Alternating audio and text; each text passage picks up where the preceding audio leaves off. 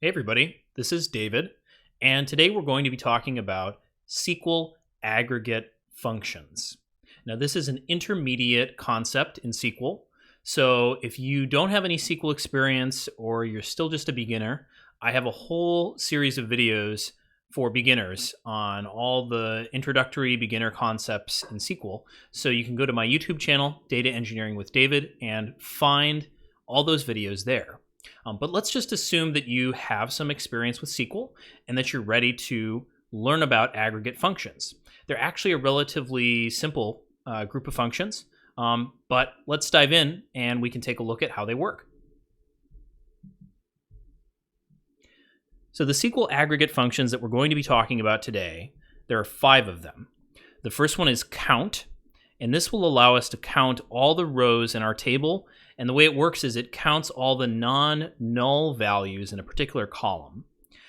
We also have sum, which gives you, of course, a sum of all the values in a column, min, max, and average. And these respectively find the minimum value for the column, the maximum value in the column, and the average value in the column.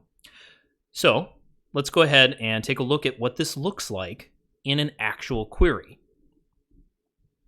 So I have gone in and already selected a table that we're going to be using to run these aggregate functions, and it is the Austin bike share trips table. And if we just take a look at the schema, there are a couple columns in here that we're going to be looking at. One of them is the duration minutes, and the other one that we'll be looking at is the bike type column. So if we take a look at our query here, we are selecting, and then I have all 5 of the aggregate functions that we just talked about. We have count, sum, min, max, and average. So let's go through each of these one by one, and we can take a look at the results that we have below. So for count, I'm doing a count star, and this is going to count the total number of rows in the table. So we have select star to select all the rows and all the columns. If we do a count star, that tells us the total number of rows in the table. But another way that we can use count is we can use count on a specific column. And if we use count with the distinct keyword, that is going to allow us to figure out how many distinct or unique values there are in that particular column. So we see here we have count distinct bike type. And we see that there are 2 specific bike types, 2 unique bike types that we can have. Diving into this one a little bit further, I went over here and I ran a select distinct bike type, and there are 2 bike types that we see. One is electric and the other is classic. So going back to our query, we have our other aggregate functions, sum. So I summed the duration minutes column. So this takes all of the values in that column and sums them together. And we get, of course, this very large number.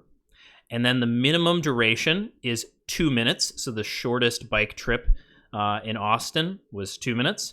The maximum bike trip was 34,000 minutes, which makes you wonder if somebody just left their bike sitting out and didn't actually put it back in the dock.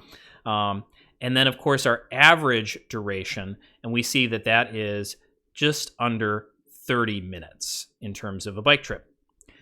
So that's what we have for our aggregate functions. These 5 functions are the main ones. There are some other functions in SQL we'll be looking at in other tutorials, but these are the ones that you really need to know. All right, so today we talked about SQL aggregate functions. They are, of course, a way to aggregate data by summing it or by finding the minimum value, maximum value, average value. We also talked about using distinct along with count in order to figure out how many unique values there are in a column. So that's it for today. Thank you so much.